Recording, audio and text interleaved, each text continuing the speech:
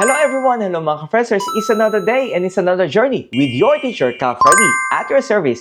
Hello sa inyong lahat dyan mga ka-Freshers! And if you are new to my channel, my name is Ka Freddy.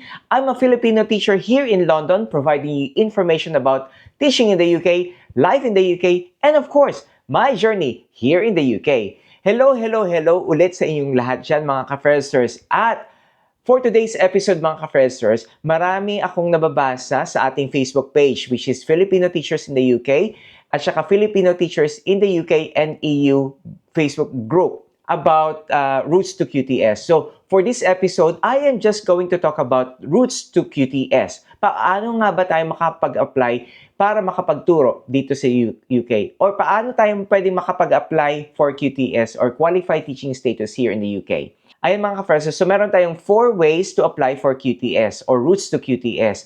Una mga ka-Freshers, you can apply for QTS in England. Pangalawa, you can also apply for assessment on the route to QTS. Pangatlo, you can apply for teacher training in England. And pang-apat, you can also apply to train for International Qualified Teacher Status or yung tinatawag na IQTS. But for this episode, mga ka-Freshers, we are just going to focus doon sa first option, which is apply for QTS in England. Okay.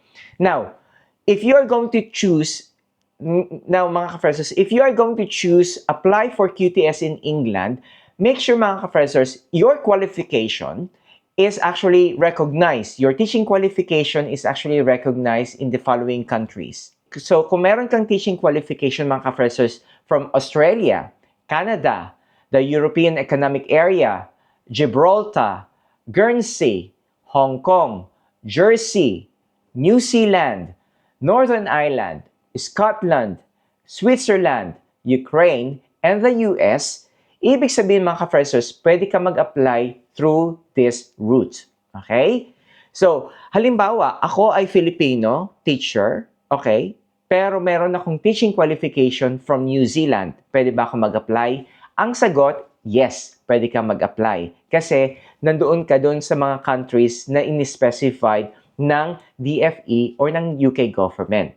If you have a subject specialism in languages, mathematics, or science, and a qualification to teach doon sa age group ng 11 to 16 years old, pwede ka mag-apply. So these are the countries, mga ka-Freshers, yung tinatawag na nare-recognize ng DFE or Department for Education and the UK government.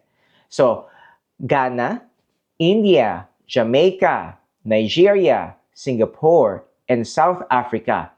So, if your teaching qualification ulit, mga ka-Freshers, ay galing dito sa mga countries na to, and you are allowed to teach dun sa age group ng sinasabi ko ng 11 to 16, then you are qualified to apply for QTS in England. So, ito yung mga additional countries na nilagay ng DFE or UK government. So, like I said mga ka-Freshers, let's assume that you have a teaching qualification dun sa mga countries na sinabi ko or sa mga countries na nabanggit ko. Then, we can actually try yung government portal. You can actually apply through their online application, through the online application. So what you can do, mga ka-Freshers, is you can go to the website which is apply for qualified teacher status in England. Ayan yung website. Ilalagay ko na lang yung website below. How does this service works? One, you need to check if you're eligible to apply for QTS. Second, if you're eligible, you'll be able to make an application, of course. And okay, once you submit your application, they're going to assess your qualifications and teaching experience to decide if they can actually award you for QTS. Okay? Ang decision, mga ka-Freshers, to award for QTS is based on the teacher's standards. So, titignan ngayon ng DFE, if you've actually met the teacher's standard. So I'm going to make a separate video or a separate episode about teacher's standard. What are the requirements? Number 1, you should actually have an undergraduate degree equivalent to a UK bachelor's degree. Second, you should have completed a teacher training which is equivalent to a level 6 qualification. Third, you have completed all the mandatory induction processes to gain full teacher registration in the country where you are qualified from. Pang-apat, you've been recognized as a professional teacher in the country where you qualified and have no condition or restriction on your teaching practices. And last, at least you have 1 school year or 9 months of experience as an employed teacher in any country. So dito sa website na to, you can actually just click check if you're eligible. Okay, so second page is check your eligibility to apply for qualified teacher status in England. So have you used the service before? I'm going to say no. Okay, so this will be my first time. In which country are you currently recognized as a teacher? So dito mga ka-freshers, you're going to type in or you're going to inform DFE or the government portal that you have a teaching qualification do sa mga sinabi ko na countries. Okay?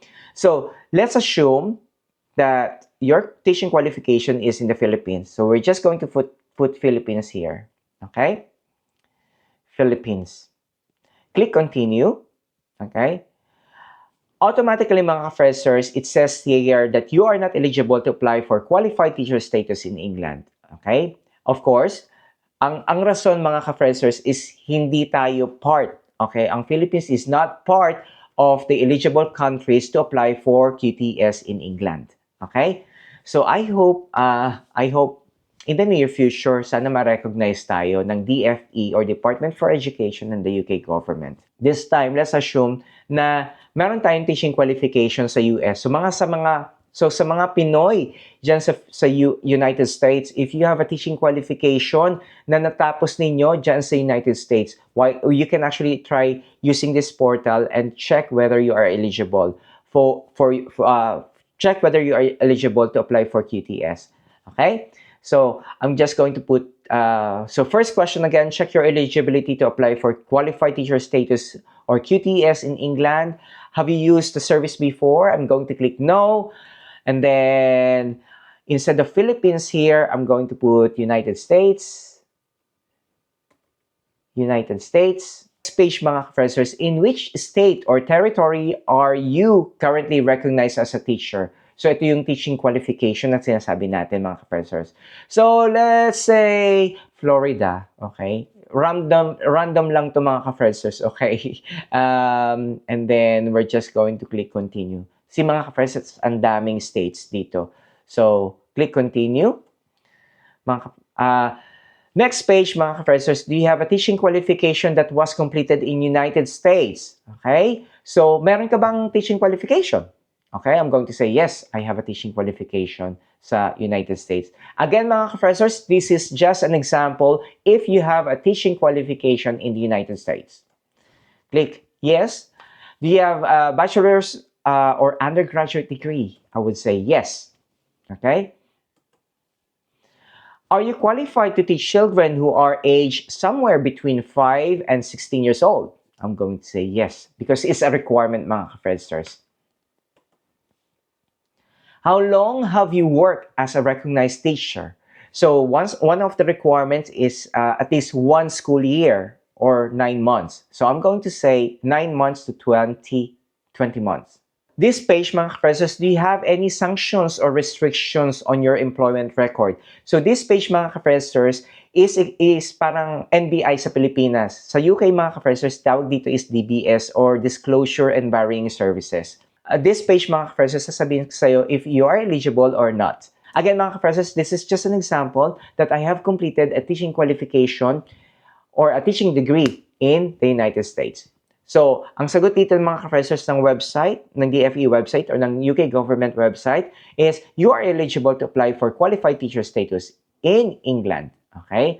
So, dito mga professors, you're just going to upload your proof of identity, proof of qualifications, proof of English language ability, proof that you are recognized as a teacher, work history, and last is certified translations. So kung kailangan i-translate yung qualification or yung degree ninyo to an English format. And then you can just click apply for QTS.